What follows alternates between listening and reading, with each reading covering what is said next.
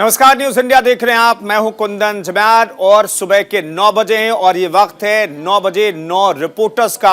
हम आपको दिखाएंगे वो 9 खबरें दिखाएंगे और हमारे 9 संवाददाता कौन हैं ये हम आपको दिखाते हैं जो पूरा अपडेट देंगे। मेहुल झाला अहमदाबाद से हमारे साथ मौजूद है, रवि सराफ दिल्ली से हमारे साथ मौजूद हैं, अजहर अंसारी दिल्ली से हमारे साथ जुड़ेंगे। कौन सी खबर बताएंगे हम आपको बताएंगे। अभिनव पांडे हमारे साथ लखनऊ जुड़ रहे हैं, वासिक खान रामपुर से जुड़ेंगे क्योंकि अखिलेश यादव वहां पर चुनाव प्रचार करने जा रहे हैं। वहां की सियासत क्या रंग दिखा रही है और क्या रंग दिखा रही है ये हम आपको दिखाएं। रेहान मुरादाबाद से हमारे साथ लाइव जुड़े हैं, जसवीर सिंह पंजाब से हमारे साथ मौजूद हैं, उनसे भी बातचीत करेंगे। हमारे साथ वीना अरोड़ा चंडीगढ़ से लाइव हैं और राशिद कुरैशी महोबा से हमारे साथ जुड़ेंगे। ये तमाम 9 जो रिपोर्टर्स हैं वो 9 खबरों पर अपडेट देंगे और बताएंगे कि क्या खबरों पर अपडेट है। लेकिन इन सब के बीच एक बड़ी खबर आपको बता देते हैं गुजरात से जुड़ी हुई, जिस पर मेहुल झाला से हम बातचीत करेंगे। गुजरात में बीजेपी का धुआंधार प्रचार जारी है।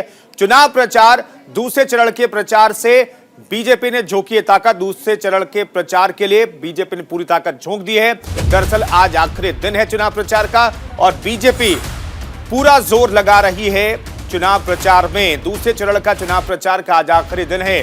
बीजेपी के कई दिग्गज आज चुनाव प्रचार करते हुए दिखाई देंगे। दूसरे चरण में दरअसल 93 सीटों पर वोट डाले जाने हैं। 5 दिसंबर को वोटिंग होगी और इसके लिए चुनाव प्रचार का शोर थम जाएगा और 48 घंटे फिर डोर टू डोर कैंपेन कर पाएंगे प्रत्याशी और समर्थक और नेता। लेकिन इन सब के बीच आज 5 बजे तक तमाम राजनीतिक दलों के पास चुनाव प्रचार का मौका है। मेहुल झाला हमारे साथ जुड़ रहे हैं इस खबर पर बातचीत करने के लिए। मेहुल, आज 5 बजे तक का वक्त रहेगा। तमाम पार्टियों की बात करें तो क्या तैयारी आखिरी दिन चुनाव प्रचार के लिए? बिल्कुल आखिरी चरण के लिए प्रधानमंत्री नरेंद्र मोदी ने 2 रोड शो कर दिए। एक तारीख को किया, दूसरा भी अहमदाबाद में 2 तारीख को किया। इससे पहले 3 जो जनसभाएं थी उनको संबोधित की थी प्रधानमंत्री नरेंद्र मोदी ने। कल अमित शाह केंद्रीय गृह मंत्री ने भी 3 जनसभाएं संबोधित करी और इसके बाद बड़ौदा में रोड शो किया। प्रधानमंत्री नरेंद्र मोदी ने अहमदाबाद में रोड शो करने के बाद सरसपुर इलाके में जनसभा को भी संबोधित किया था। आज योगी आदित्यनाथ और स्मृति ईरानी, जो कि मैं बताऊं, योगी जी 3 जनसभा को संबोधित करेंगे और स्मृति ईरानी 2 रोड शो करेगी। साथ ही साथ हर्ष संघवी, परसोत्तम रूपाला, इनको भी चुनाव प्रचार में जोड़ दिया गया है। फिल्म कलाकार मनोज जोशी है, वो भी आज के दिन चुनाव प्रचार करेंगे। शाम 5 बजे का वक्त है। आज के बाद दूसरे चरण की 93 विधानसभा क्षेत्र की जो सीटें हैं उस पर प्रचार थम जाएगा। फिर आज कत्ल की रात है, डोर टू डोर कैंपेन शुरू किया जाएगा। भारतीय जनता पार्टी हो, आप हो या फिर कांग्रेस हो। मैं आपको बताऊं कि 11:30 बजे कांग्रेस के दिग्गज जो हैं वो अहमदाबाद में प्रेस कॉन्फ्रेंस कर रहे हैं। इसमें पवन खेड़ा जी है, शक्ति सिंह गोहिल है, परेश धरानी है, पूर्व नेता विपक्ष से लेकर कई दिग्गज, भरत सिंह सोलंकी भी इसमें शामिल रहेंगे।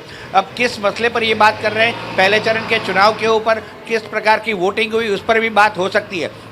मैं आपको बताऊं कि भगवंत मान आज आदि जाति क्षेत्रों में 4 जगह पर रोड शो कर आज अपना चुनाव प्रचार संपन्न करेंगे। चूंकि 5 तारीख को मेहुल झाला नजर बनाए रखिए। तो आज पूरी ताकत तमाम राजनीतिक पार्टियां जो हैं वो झोंक देंगी चुनाव प्रचार के आखिरी दिन में। बहुत बहुत शुक्रिया मेहुल इस खबर पर जानकारी देने के लिए। और संसद सत्र से पहले कांग्रेस की आज बड़ी बैठक भी होने वाली है। इस वक्त की बड़ी खबर आपको बताते हैं, दिल्ली में सोनिया गांधी के आवास पर यह बैठक होगी। सदन में सरकार को घेरने की रणनीति पर चर्चा की जाएगी। बैठक में कांग्रेस के कई दिग्गज नेता शामिल होंगे। 7 दिसंबर से शुरू होगा संसद का शीतकालीन सत्र और इसी सत्र की तैयारियों को लेकर के आज बैठक होने वाली है सोनिया गांधी के आवास पर। सदन में सरकार को घेरने की रणनीति पर चर्चा की जाएगी। इस वक्त की बड़ी खबर, दिल्ली में आज कांग्रेस की अहम बैठक होने वाली है।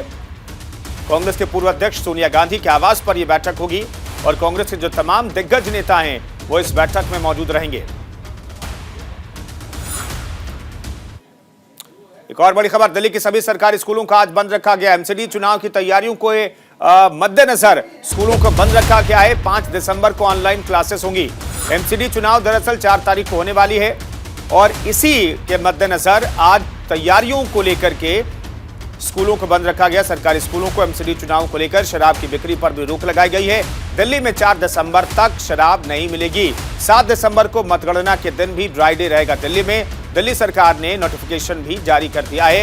4 दिसंबर को एमसीडी के लिए वोट डाले जाएंगे और स्कूलों को आज बंद रखा गया है तैयारियों के मद्देनजर।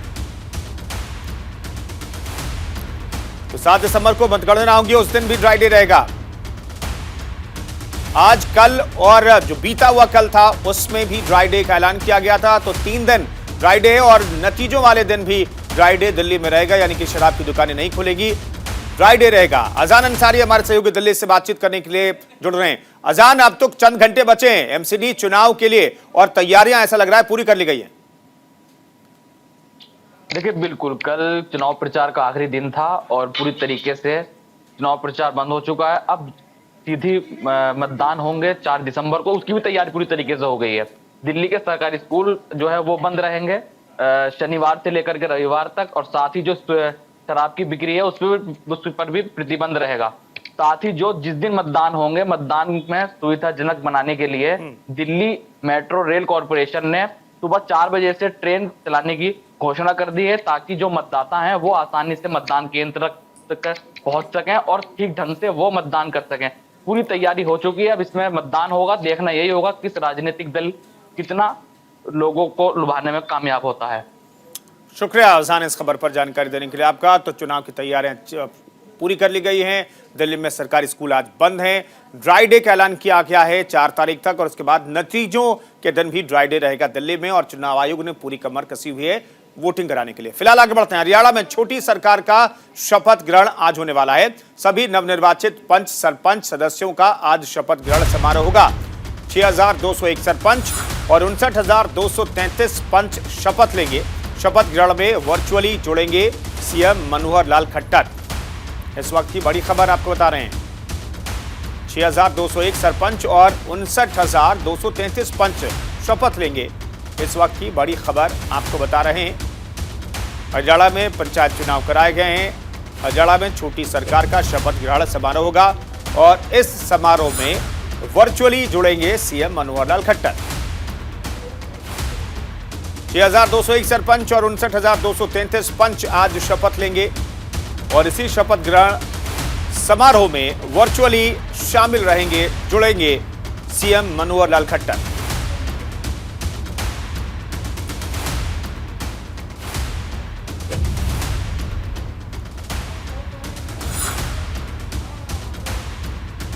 मनोहर लाल हरियाणा के मुख्यमंत्री कार्यक्रम में जुड़ेंगे वर्चुअली। हरियाणा में छोटी सरकार का शपथ ग्रहण समारोह आज होगा।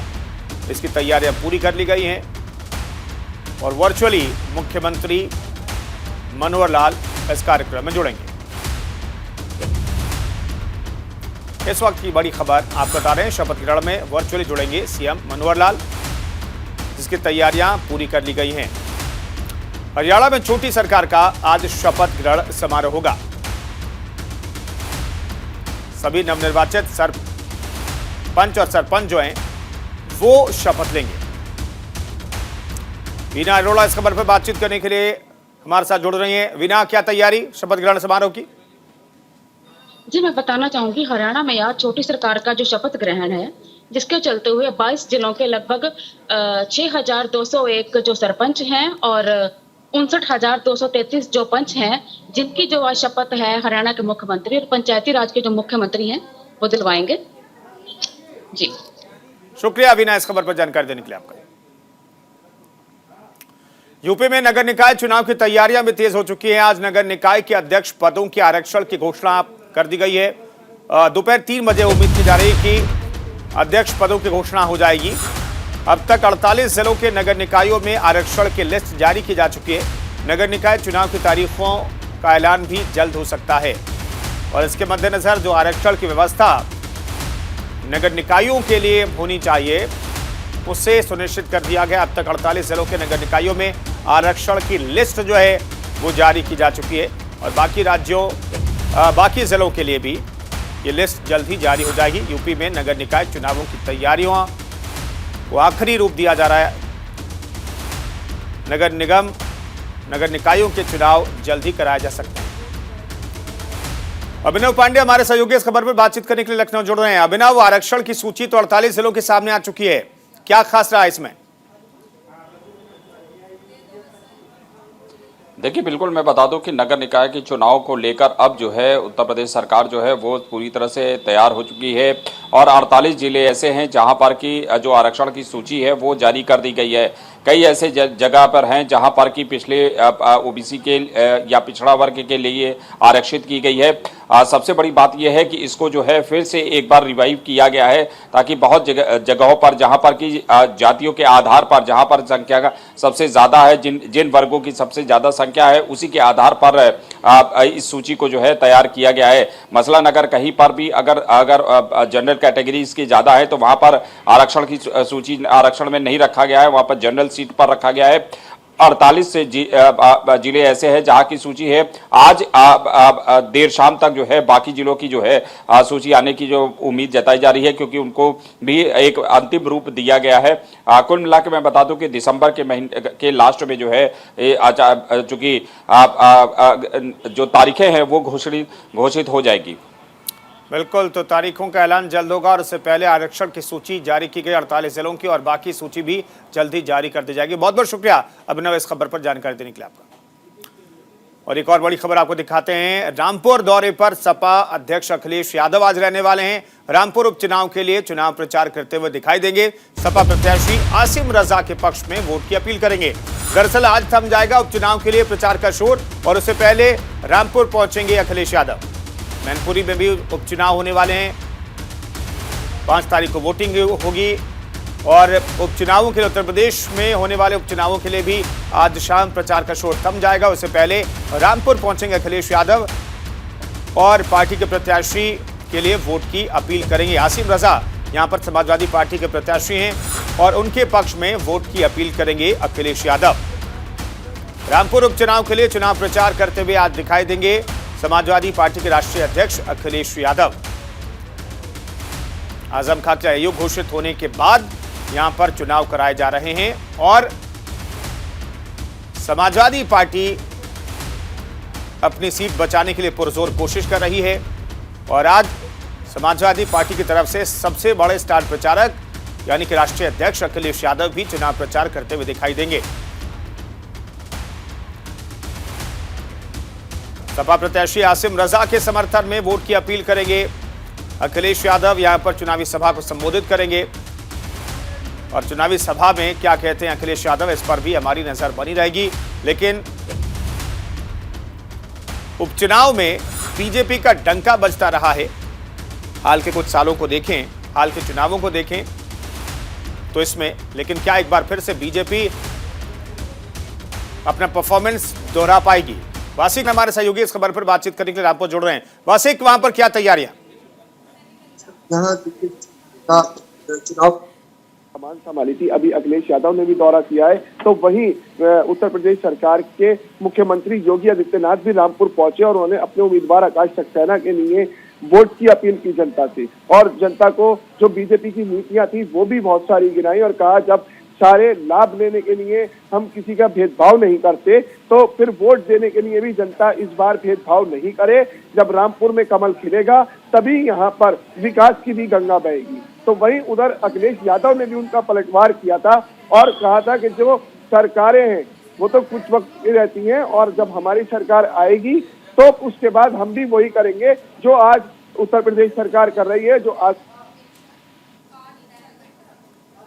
जी ठीक है वासिक, अब शुक्रिया इस खबर पर जानकारी देने के लिए आपका। तो चुनाव प्रचार जोरों से जारी है रामपुर सीट के लिए होने वाले उपचुनाव के लिए भी। फिलहाल आगे बढ़ते हैं। मुरादाबाद के कांट में एक 10वीं की छात्रा के साथ गैंगरेप का मामला सामने आया है। पुलिस ने एक नामजद सहित 2 अन्य आरोपियों के खिलाफ मुकदमा दर्ज कर लिया है, लेकिन घटना के 2 दिन बीत जाने के बाद भी आरोपियों की गिरफ्तारी नहीं हुई है। वहीं मामले में पीड़ित के परिजनों ने आक्रोश दिखाया है, गुस्सा जाहिर किया है। पीड़िता की हालत भी गंभीर बताई जा रही है।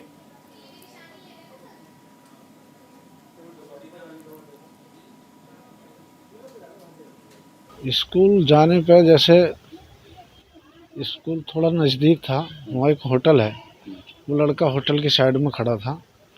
उसने कहा तेरे भाई की तबीयत कैसी है? ठीक है? अन्ना भाई तो ठीक नहीं है। अन्ना उरा इधर को बैठ, वो उधर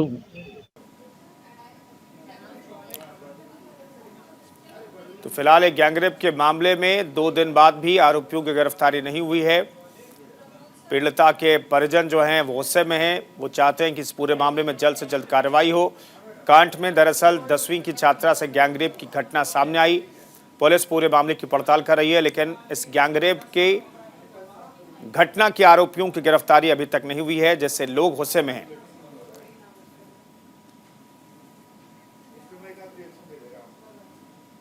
सवाले हसन हमारे सहयोगी इस खबर पर बातचीत करने के लिए मुरादाबाद से जुड़ रहे हैं। सवाले, आखिर क्यों नहीं कार्रवाई हो पाई, अभी तक गिरफ्तारी क्यों नहीं हो पाई है? कुंदन 30 नवंबर को स्कूल जा रही छात्र को अचानक रोक के उसके बहलाकर उसे ले जाकर उसके साथ गैंगरेप किया जाता है, जिसके बाद तो मिनी मेट्रो वाले से कहकर उसके गांव के बाहर उसे छोड़ दिया जाता है।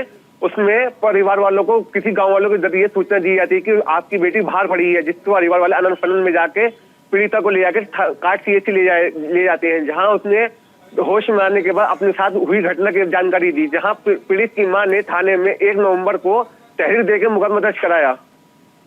ठीक है, शुक्रिया इस खबर पर जानकारी देने के लिए आपका।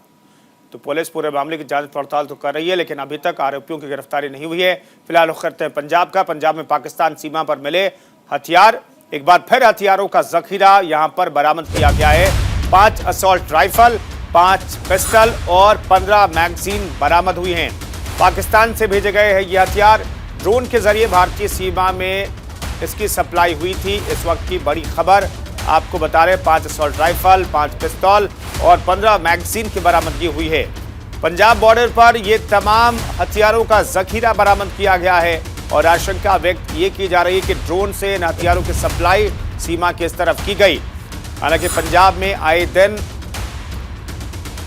ड्रोन के जरिए हथियारों की सप्लाई और नशीली पदार्थों की सप्लाई की कोशिश होती रहती है और वहां पर जो सुरक्षा बल है वो ड्रोन्स को मार गिराते हैं। लेकिन इन सब के बीच अब जो तलाशी अभियान चलाया गया है उसमें 5 असॉल्ट राइफल, 5 पिस्टल और 15 मैगजीन बरामद हुई है।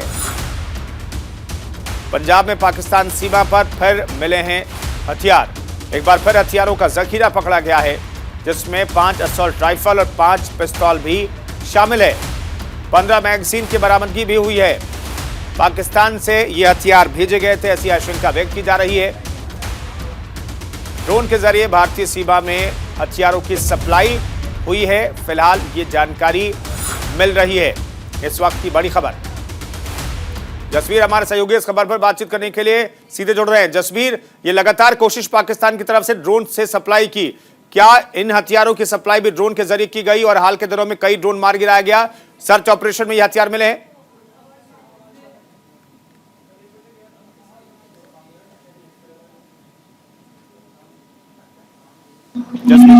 जसवीर, आवाज मिल रही है आपको?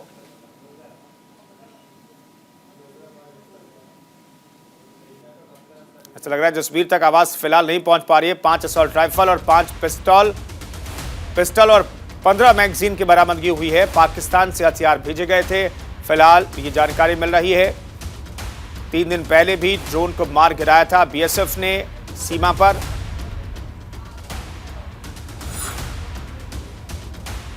जसवीर बताइए।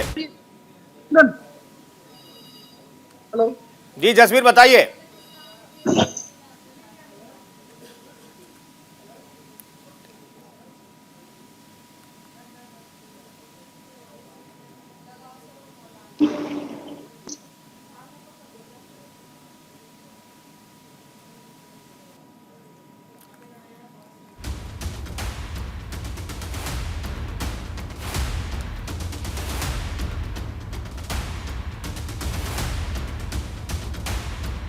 पाकिस्तान की तरफ से ड्रोन देखने को मिलते हैं, कभी वो ड्रोन नशीली पदार्थ पे भेजते हैं या कभी हथियार देखने को मिलते हैं। अगर बात करें तो आज 5 असॉल्ट, 15 मैगजीन और 5 पिस्टल जहाँ पे BSF ने पकड़े हैं। तो देखने वाली बात यह है कि हर दिन कोई ना कोई ऐसा। जी जसवीर, शुक्रिया इस खबर पर जानकारी देने के लिए आपका। फिलहाल आगे बढ़ते हैं। महोबा में सिंचाई विभाग की लापरवाही सामने आई है। सड़क निर्माण के दौरान यहां पर भ्रष्टाचार की खबर सामने आई है। महज 4 महीने में उखड़ गई है सड़क। 2.5 करोड़ की लागत से जो सड़क बनी थी वो 4 महीने में बर्बाद हो गई है, उखड़ गई है। विधायक ने स्थलीय निरीक्षण के दौरान ये पोल खोली है। महोबा में सिंचाई विभाग की बड़ी लापरवाही देखने को मिली है। विभाग की तरफ से यहां पर जो सड़क बनाई गई थी 4 महीने में वो उखड़ गई है। बताया जा रहा है कि करोड़ों की लागत से ये सड़क बनाई गई थी। 2.5 करोड़ की लागत बताई जा रही है, लेकिन ये सड़क 4 महीने में ही उखड़ गई है। विधायक जो है वो मौके पर पहुंचे, जिसके बाद मामले में कार्रवाई की बात कही जा रही है। महोबा में सिंचाई विभाग की लापरवाही दरअसल सामने आई है, उजागर हुई है। सड़क निर्माण के दौरान भ्रष्टाचार का खेल हुआ है। महज 4 महीने में यहां पर सड़क उखड़ गई है और मौके पर पहुंचे हैं स्थानीय विधायक।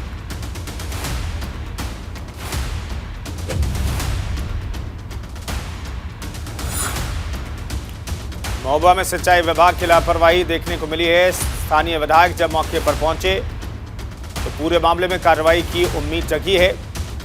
भ्रष्टाचार का खेल हुआ है सड़क निर्माण में, क्योंकि 2.5 करोड़ की लागत से बनी सड़क 4 महीने में उखड़ गई। राशिद कुरैशी हमारे सहयोगी इस खबर पर बातचीत करने के लिए जुड़ रहे हैं। राशिद, क्या खबर? ये कुंदन जो सरकारी विधायक ब्रजभूषण राजपूत हैं, उन्होंने इस सड़क का भ्रष्टाचार खुद पोल खोली है। खुद वहां पर जो सिंचाई प्रखंड विभाग है, उन्होंने अर्जुन बांध के ऊपर 2 करोड़ 70 लाख की एक सड़क का निर्माण कराया था। जो जाकर जो ब्रजभूषण राजपूत भाजपा विधायक है, उन्होंने उसका स्थलीय निरीक्षण किया। जो पाया कि सड़क महज 3 माह में ही जगह जगह से उड़कने लगी है और कहीं ना कहीं अधिकारियों ने और ठेकेदारों ने भ्रष्टाचार की एक नई इबारत लिखी है, जिसको लेकर जो ब्रजभूषण राजपूत है भाजपा विधायक, उन्होंने उक्त संबंधित विभाग और ठेकेदार के खिलाफ मुकदमा दर्ज कर और कड़ी से कड़ी कार्रवाई की बात कही है। शुक्रिया राशिद इस खबर पर जानकारी देने के लिए आपका। तो 9 बजे 9 रिपोर्टर में फिलहाल इतना ही। रुकेंगे एक छोटे से ब्रेक के लिए। आप बने रहिए न्यूज इंडिया के साथ।